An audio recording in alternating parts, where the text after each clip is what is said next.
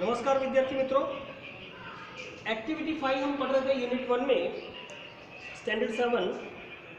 अब आगे देखिए विद्यार्थी मित्रों, मैंने पहला पैराग्राफ आपको पढ़ा दिया था। अब आगे देखिए विद्यार्थी मित्रों, when Tejaswini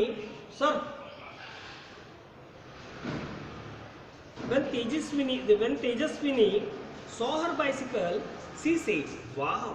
She felt proud. She placed her foot on left pedal and yelled, "Here I go! Woo! Woo!" She moved faster and faster. She went to the river bank. She enjoyed riding the bicycle on this rough path.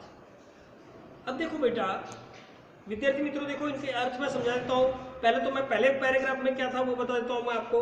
पहले paragraph में था कि उसकी जन्म तारीख जो है वो 11 अप्रैल 2011 है, बराबर।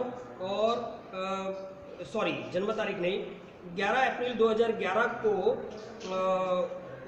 को ये लिखा गया है। वही उसकी जन्म तारीख 11 अप्रैल 2011 है और ये उसका 12वां बर्थडे है, यानी 12वां जन्म दिवस है, यानी 12 साल की पूरी हो गई वो। उसके पापा ने, her father gifted her a beautiful bicycle, उसके पापा ने उसको एक सुंदर साइकिल भेंट की है। It was a unique bike, बहुत ही अद्वितीय, अद्भुत यूनिक बाइक थी वो। ब्लू इन कलर में ब्लू कलर की थी, यानी नीले रंग की थी। उसकी जो सीट थी वो सॉफ्ट थी। और little bell and a rear view mirror, उसके हैंडल पर एक छोटी सी घंटी थी और एक पीछे देखने वाला आईना था, दर्पण था। अब आगे next paragraph, when Tejaswini saw her bicycle she said, wow, she felt proud, बराबर। अब इसका मतलब होता है कि जब वैन का मतलब होता है जब,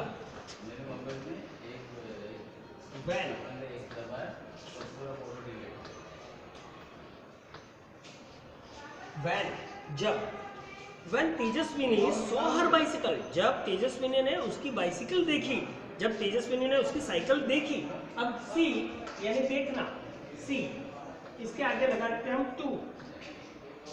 सी यानी देखना, एक क्रियापद का मूल रूप है, सी यानी देखना। अब इसका भूतकाल होता है सॉ और भूत कृदंत होता है सीन, यानी पहला रूप सी, दूसरा रूप सॉ, तीसरा रूप सीन। अब जैसा कि आपको मैंने बताया था कि सॉ दूसरा रूप का इस्तेमाल हम किस लिए करते हैं, भूतकाल दिखाने के लिए। तो अब इस पंक्ति का अर्थ क्या होगा, when Tejaswini saw her bicycle, जब तेजस्विनी ने उसकी साइकिल देखी, सी से वो बोली वाव। वाव यानी कब वाव बोलता है व्यक्ति, मनुष्य कब वाव बोलते हैं, जैसे हम हिंदी बोलते हैं अरे कितना, मतलब कोई भी चीज़ हम आश्चर्यचकित होते तो हमारे मुंह से शब्द निकलते हैं, बराबर। इनको इंग्लिश में इंटरजेक्शन बोलते हैं, वाव, बराबर है ना। तो वो खुश हुई और उद्गार, उसके मुंह से उद्गार निकला, वाव, खुश होकर। शी फेल्ट प्राउड, उसे गर्व का अभिमान हुआ, मतलब गर्व का आभास, मतलब कि बहुत अच्छा लगा उसे गर्व हुआ। सी फेल्ट प्राउड, बराबर। अब फील, यहाँ पर फील का मतलब होता है महसूस करना, प्रतीत करना, महसूस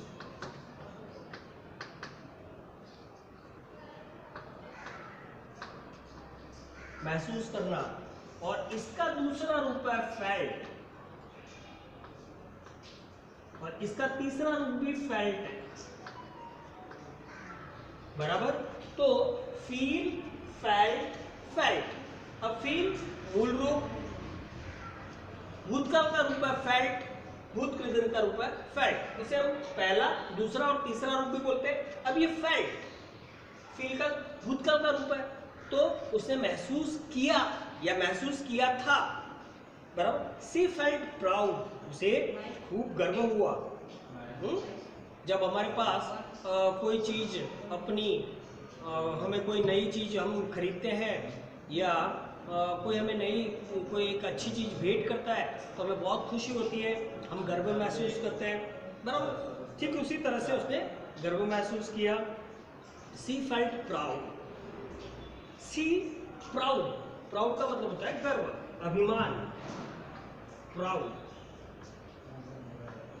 गर्व, बराबर। गर्व, गर्व के सेंस में यूज होगा। गर्व यानी कोई चीज पर जैसे आप बहुत अच्छे नंबरों से पास होते हो या आप कुछ अच्छा करते हो तो आपके माता पिता को आप पर गर्व होता है, तो ये वही गर्व के सेंस में होगा प्राउड। तो उसे गर्व हुआ। She place her foot on left pedal, उससे अपना फुट किसे कहेंगे, तो ये जो पाँव होता है, ये पाँव, इसे फुट कहते हैं, पाँव बराबर फुट।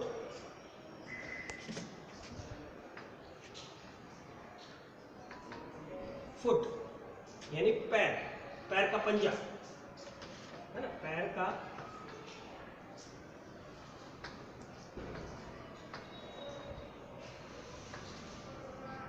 पंजा, उसे हम फुट कहेंगे।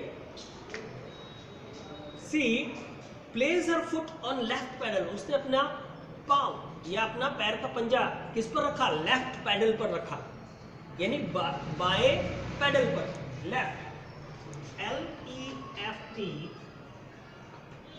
लेफ्ट यानी बायां,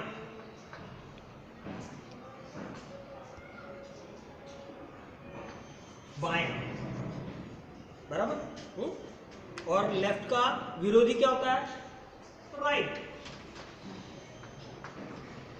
RIGHT, राइट यानी दाहिना।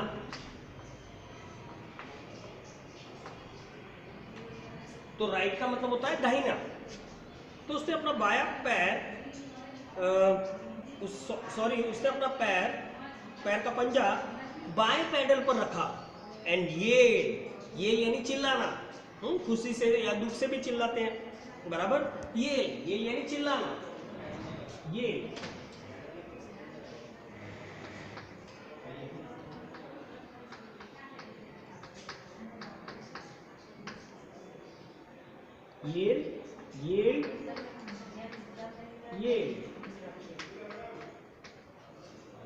बराबर।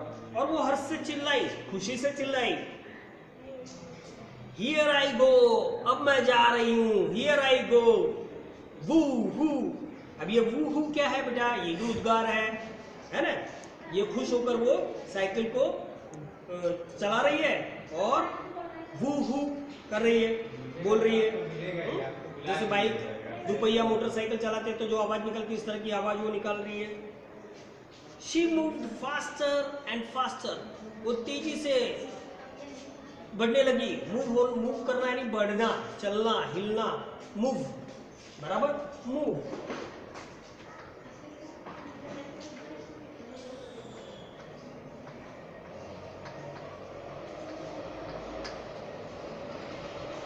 बराबर, मूव, बढ़ना, चलना भी होता है। चलना यानी वो ऐसे पैदल चलने के सेंस में नहीं, बढ़ना, आप लिख लो, बढ़ना, मूव का दूसरा रूप है, यानी भूतकाल का रूप है मूव, और तीसरा रूप भी है मूव। अब ये तीसरे रूप के बारे में मैं आपको नहीं बता रहा हूं, भूतकाल के बारे में, आप भूतकाल का रूप समझिए, बराबर। मूव प्रथम रूप, मूव दूसरा रूप, और मूव तीसरा रूप। दूसरा रूप हम भूतकाल के लिए इस्तेमाल करते हैं। यहाँ पर आगे आप टू लगा लेना, टू, ये टू मूव, बराबर। तो when Tejaswini saw her bicycle, she said, "Wow!" She felt proud. She placed her foot on left pedal and yelled, "Here I go! Woo woo!" She moved faster and faster. वो तेजी से और तेजी से आगे बढ़ती रही। She went to the river bank. वो कहाँ गई, नदी के किनारे पर गई। अब यहाँ पर देख लो, went, go यानी जाना, हम आगे टू लगा देते हैं। मूल रूप के साथ हम टू लगाते हैं, प्रथम रूप के साथ हम टू लगाते हैं। मूल रूप बोलो या प्रथम रूप बोलो, उसके साथ टू लगाते हैं। गो यानी जाना। अब इसका भूतकाल है बेटा, विद्यार्थी मित्रों, इसका भूतकाल है वेंट, और इसका भूत कृदंत है गॉन। गो, वेंट, गॉन, गो, वेंट, गॉन। तो she moved faster and faster. She went to the river bank. River का मतलब होता है नदी, रिवर का मतलब होता है नदी, और बैंक मतलब किनारा, river bank, river bank. River bank का मतलब होता है नदी का किनारा, नदी का किनारा या तट बोलो, नदी का तट। ठीक है, तो she move faster and faster, she went to the river bank, वो नदी के तट पर गई। She enjoyed riding the bicycle on this rough path. देखिए, she enjoyed the riding, she enjoyed riding the bicycle on this rough path. Enjoy का मतलब होता है आनंद करना, एंजॉय है ना, आनंद करना। हम टू लगा लेते हैं आगे, टू एंजॉय, आनंद करना,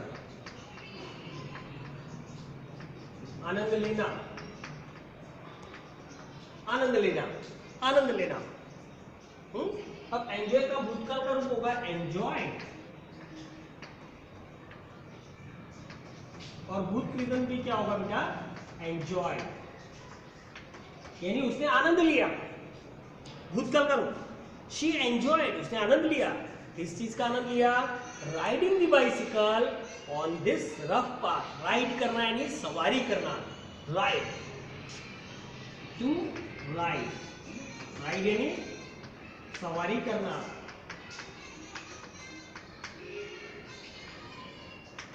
सवारी करना। राइड का भूतकाल बेटा रोड, राइड, रोड, रिडन, बराबर। तो आप भूतकाल के रूप में देख, भूतकाल, भूतकाल यानी उसने सवारी की, अब यहाँ पर राइड है, सॉरी, तो राइड को राइडिंग लगाया है, राइडिंग यानी शी एंजॉयड राइडिंग। यहाँ पर राइडिंग देखो विद्यार्थी मित्रों संज्ञा के रूप में आ रहा है, पर अभी आपको उन सब चीजों को मैं जब ग्रामर पढ़ाऊंगा तो आपको समझाऊंगा। शी एंजॉयड राइडिंग, उसने सवारी का आनंद लिया, उसने साइकिल की सवारी का आनंद लिया। कहां पर, ऑन दिस रफ पाथ, इस रफ पाथ यानी रास्ता, पाथ यानी रास्ता। मैं विद्यार्थी मित्रों इसको मिटाऊंगा, आगे आ जा भाई।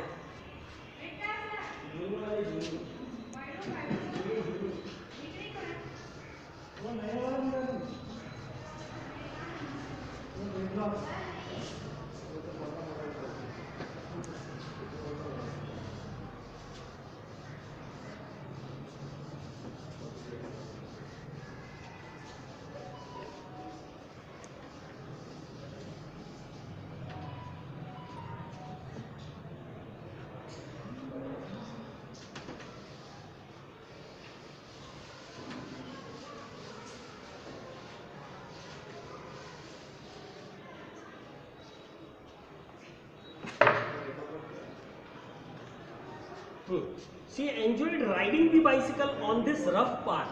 Rough का मतलब होता है उबड़ खाबड़, rough, RUGH, rough यानी उबड़ खाबड़।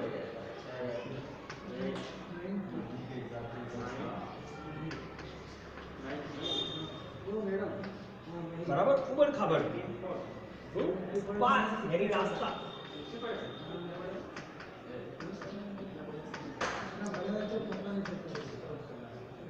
देखो सड़क कैसी होती है बेटा, सड़क उबड़ खाबड़, कई बार गड्ढे भी बढ़ जाते हैं सड़क में, मगर हमारे घर की फर्श कैसी होती है, एकदम समतल होती है, फ्लैट होती है। और नदी किनारा कैसा होता है, तो उबड़ खाबड़ होता है। तो जहाँ पर बहुत सारे गड्ढे हैं उसको भी हम क्या बोलेंगे, रफ, उबड़ खाबड़ वाला, बराबर। तो अब फिर से मैं आपको ये पंक्ति फिर से बोल रहा हूँ, सी एंजॉयड राइडिंग द बाइसिकल, उसने साइकिल चलाने का आनंद लिया उबड़ खाबड़ रास्ते पर, यानी उसने उबड़ खाबड़ रास्ते पर साइकिल चलाने का आनंद लिया। देखो आपके घर में भी जब आपने नई नई साइकिल चलाई होगी या आपके घर में नई साइकिल आई होगी तो आपको उसका आनंद आता है, उसको चलाने का आनंद आता है। तो फिर से दोनों पैराग्राफ में पढ़ रहा हूँ, आपका ध्यान किताब में मैं किन शब्दों को किस तरह से पढ़ रहा हूँ, उसका उच्चार किस तरह से कर रहा हूँ, वो आपको खास ध्यान देना है। मैंने यहाँ पर उच्चार नहीं लिखे हैं, जैसे इसको रफ पढ़ेंगे वो आपको याद रखना है, इसे पाथ पढ़ेंगे, रास्ता। देखिए अब मैं फिर से पढ़ रहा हूँ। इट वॉज 11th अप्रैल 2011, पहले पैराग्राफ से ही पढ़ रहा हूँ, पहली लाइन से ही। It was 11th April 2011, it was तेजस्विनी's 12th birthday. Her father gifted her a beautiful bicycle. It was a unique bike, blue in color, a soft seat, a little bell, and a rear view mirror. When Tejaswini saw her bicycle, she said, "Wow!" She felt proud. She placed her foot on left pedal and yelled, "Here I go! Hoo hoo!" She moved faster and faster. She went to the river bank. She enjoyed riding the bicycle on this rough path. ये दोनों paragraph मैंने आपको समझाया है। अब तीसरा paragraph मैं आपको थोड़ी देर बाद समझाता हूँ। धन्यवाद।